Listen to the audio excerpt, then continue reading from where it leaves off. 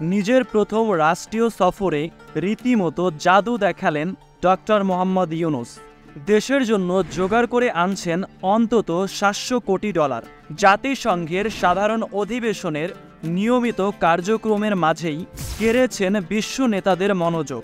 বিশ্লেষকদের ধারণা, সাবেক সরকার যেখানে ব্যর্থ, সেখানে নতুন নেতৃত্বর প্রতি আন্তর্জাতিক মহলের ইতিবাচক মনোভাবকে কাজে লাগাতে পারছেন ডক্টর ইউনূস। বিগত সরকারের শাসনামলে বৈশ্বিক সংকট সহ নানা অনিয়ম ও অপরিকল্পিত মেগা প্রজেক্টের জেরে তীব্র হয়েছিল ডলারের অভাব।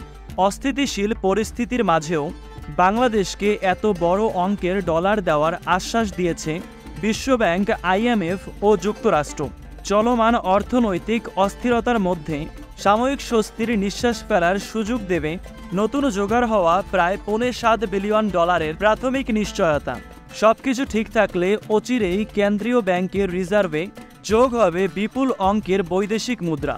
কিভাবে সমগ্র বাংলাদেশের মানুষ একনায়কতন্ত্র, নিপীড়ন ও দুর্নীতির বিরুদ্ধে রাজপথ ও সামাজিক যোগাযোগের মাধ্যমে দৃঢ়ভাবে রুখে দাঁড়িয়েছে। জাতিসংঘ মিশনে অধিবেশনে কেবল ভাষণ দেওয়াতে সীমাবদ্ধ থাকেননি ডক্টর মোহাম্মদ ইউনূস। দ্বিপাক্ষিক বিভিন্ন মিটিং ও বৈঠকে দেশের জন্য চেয়েছেন অর্থনৈতিক সহায়তা। একই সঙ্গে বাংলাদেশের উন্নয়নে পাশে থাকার আহ্বান জানিয়েছেন আন্তর্জাতিক সম্প্রদায়কে। দেশের সংস্কারের খরচের জন্য $3.5 বিলিয়ন ঋণ সহায়তা দেবে বিশ্বব্যাংক। পূর্বের $7.4 বিলিয়ন পর নতুন করে আরও $3 বিলিয়ন ঋণ দেবে IMF।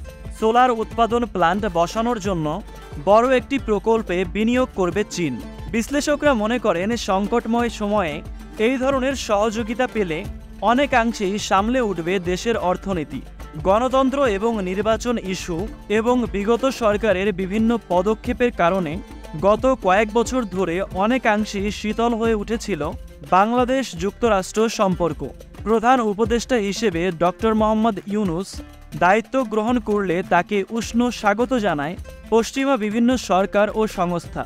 আন্তর্জাতিক সম্পর্ক বিশ্লেষকরা বলছেন, সরকার প্রধান হিসেবে ডক্টর ইউনূসের জাতিসংঘে উপস্থিতির পর যুক্তরাষ্ট্রসহ পশ্চিমা দেশগুলোর ইতিবাচক প্রতিক্রিয়া এবং সহযোগিতার বার্তা বাংলাদেশের বিপদে দেখাচ্ছে আশার আলো। যুক্তরাষ্ট্র সফরে নিয়মিত কার্যক্রমের পাশাপাশি ডক্টর মোহাম্মদ ইউনূস বৈঠক করেছেন মার্কিন প্রেসিডেন্ট জো বাইডেন, কানাডার প্রধানমন্ত্রী জাস্টিন ট্রুডো, পাকিস্তানের প্রধানমন্ত্রী শাহবাজ শরীফ, নেপালের প্রধানমন্ত্রী KP শর্মা, বিশ্বব্যাংক প্রেসিডেন্ট অজয় বাঙ্গা, IMF ব্যবস্থাপনা পরিচালক ক্রিস্টালিনা জর্জিভা, চীনের পররাষ্ট্রমন্ত্রী ওয়াং উ সহ বিশ্বের অনেক রাষ্ট্রনায়ক ও সরকার প্রধানদের সঙ্গে।